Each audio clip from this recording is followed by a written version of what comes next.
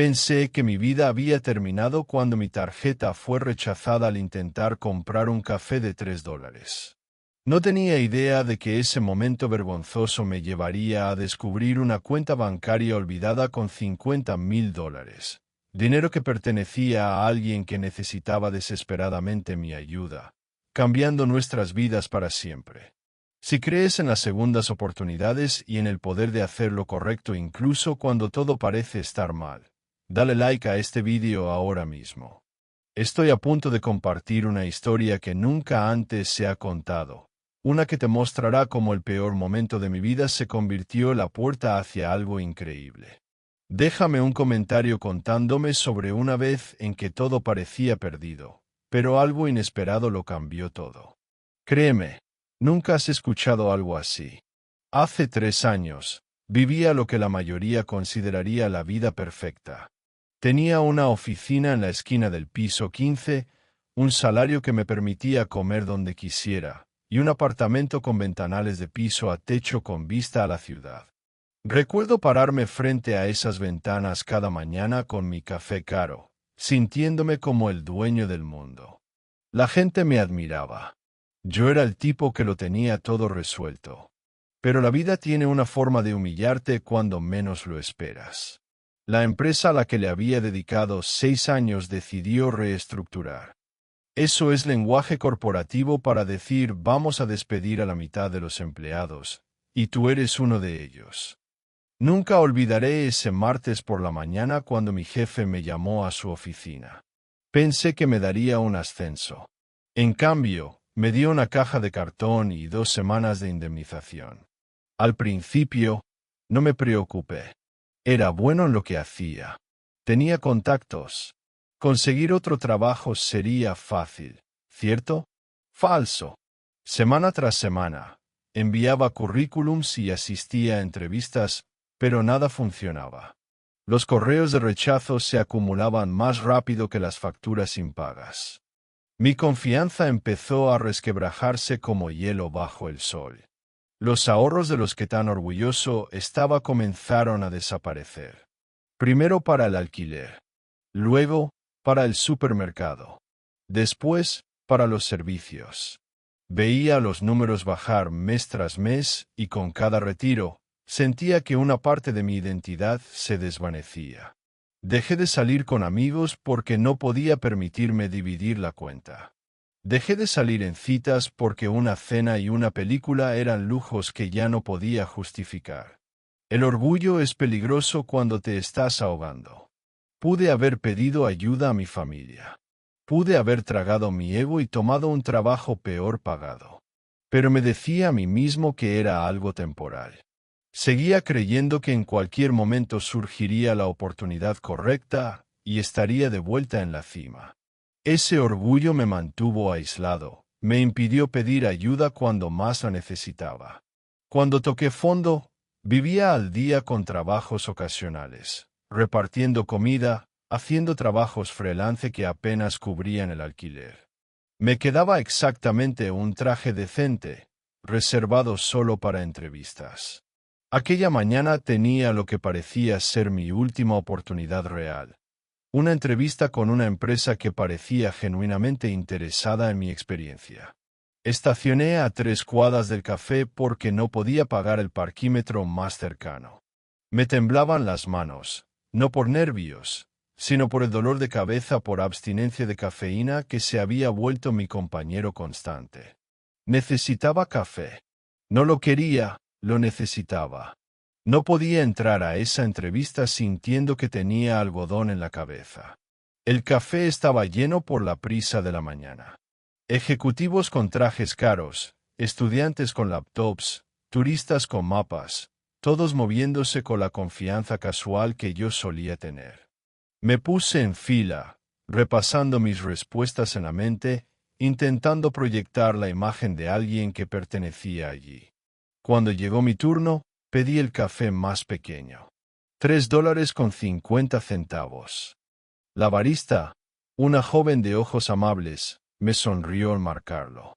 Le entregué mi tarjeta con una aparente confianza, pero por dentro estaba rezando a todos los dioses posibles. La máquina pitó. No el pitido bueno, el otro. El que te hace que se te caiga el estómago. Lo siento, dijo en voz baja la barista, pero tu tarjeta fue rechazada. ¿Tienes otro método de pago? El tiempo se detuvo. Sentí todas las miradas sobre mí. El hombre de atrás miró su reloj con impaciencia. Una mujer murmuró algo a su amiga. La barista me miró con una expresión que nunca olvidaré. No era disgusto ni molestia. Era lástima. Y eso fue peor. Déjame intentar otra vez. Balbuceé, sabiendo que no funcionaría pero desesperado por salir del ridículo. La máquina volvió a pitar. Rechazada. Sentí que el peso de todas esas miradas me aplastaba el pecho. Lo siento, susurré, y me alejé sin nada en las manos. Llegué a mi auto antes de que la vergüenza me golpeara de lleno. $3.50. No podía pagar un simple café.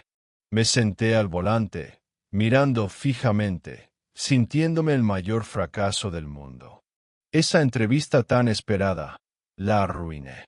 No podía concentrarme, no podía pensar con claridad, y sé que olía mi desesperación.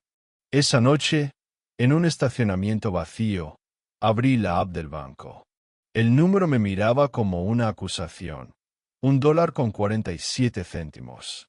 $1.47. Eso era todo lo que quedaba después de 6 años subiendo la escalera corporativa.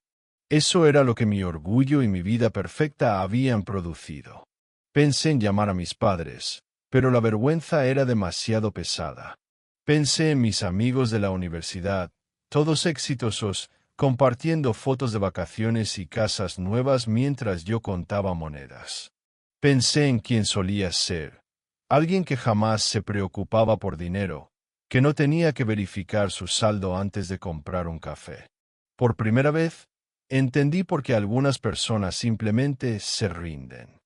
El peso del fracaso, de decepcionar a quienes creen en ti, de decepcionarte a ti mismo, es asfixiante.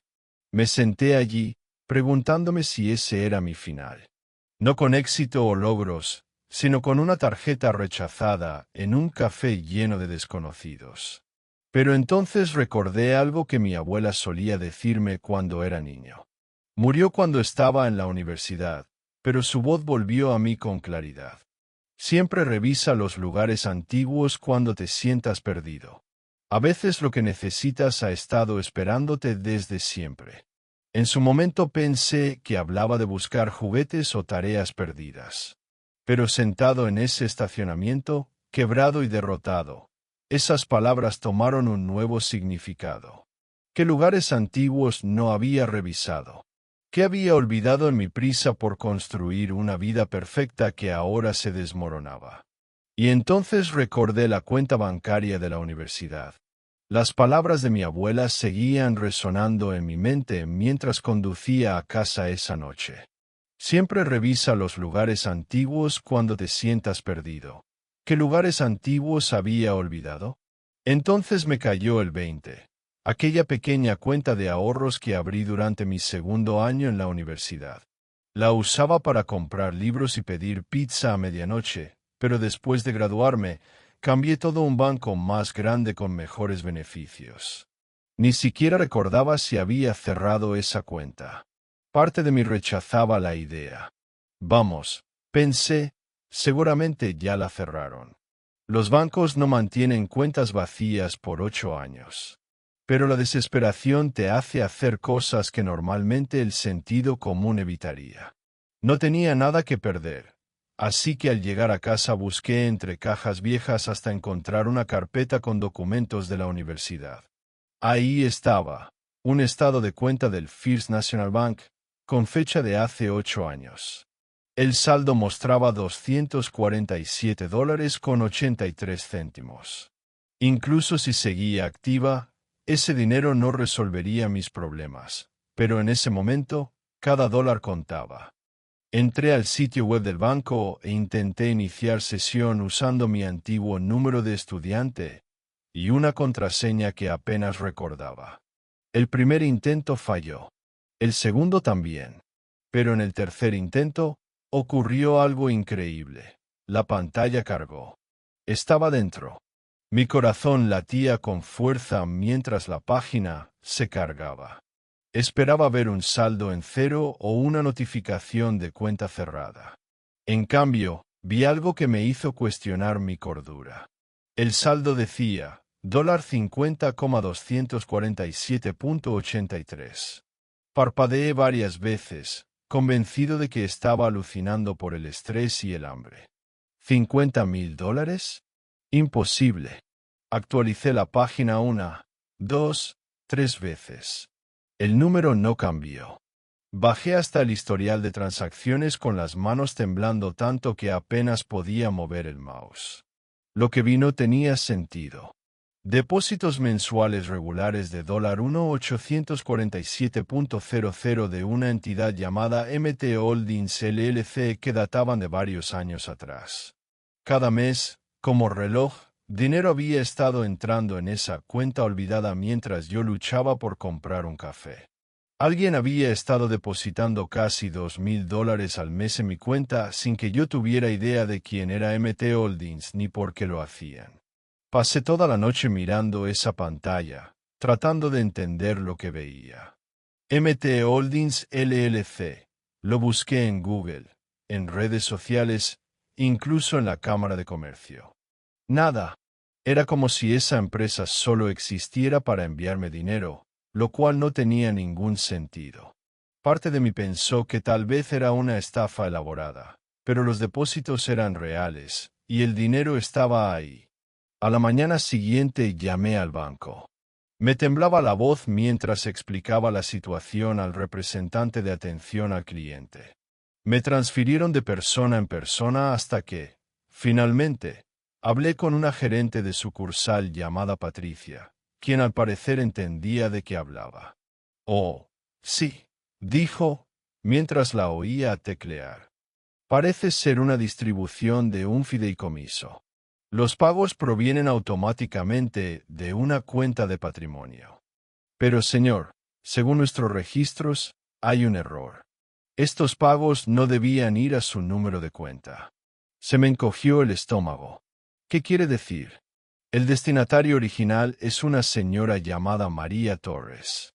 Parece que hubo un error administrativo al ingresar los números de cuenta en nuestro sistema. Los fondos han estado depositándose en su cuenta por error durante los últimos años. María Torres. Ese nombre me golpeó como un puñetazo al pecho. Ese dinero, esa tabla de salvación que podía resolver todos mis problemas, no era mío. Le pertenecía a otra persona. Alguien que probablemente había estado esperando ese dinero, contaba con él, como yo lo hacía ahora. Agradecí a Patricia y colgué, pero no podía dejar de pensar en María Torres. ¿Quién era? ¿Cuál era su historia? Me encontré escribiendo su nombre en todos los buscadores posibles. Lo que descubrí me llenó el pecho de culpa. María Torres. 73 años. Sobreviviente de cáncer, enfrentando una segunda batalla. Facturas médicas que habían agotado sus ahorros. Una mujer que debería haber estado recibiendo casi $2,000 cada mes, pero que en su lugar probablemente estaba luchando, quizás peor que yo. Pasé 3 días peleando con mi conciencia. 3 días mirando ese saldo en el banco, imaginando todas las formas en que $50,000 podrían cambiar mi vida. Pagar mis deudas, conseguir un buen apartamento, comprar comida sin contar monedas. Intenté justificar quedarme con el dinero. Fue error del banco, no mío. Encontré el dinero de forma honesta. María había vivido 73 años sin él. Seguro podía seguir así. Pero cada vez que cerraba los ojos, veía la mirada de lástima del avarista cuando mi tarjeta fue rechazada. Imaginaba a María Torres en una farmacia, sin poder pagar sus medicamentos, sintiendo esa misma vergüenza. No podía vivir sabiendo que vivía cómodo con dinero de alguien que luchaba por su vida. Así que hice algo que, 3 meses antes, hubiera sido impensable.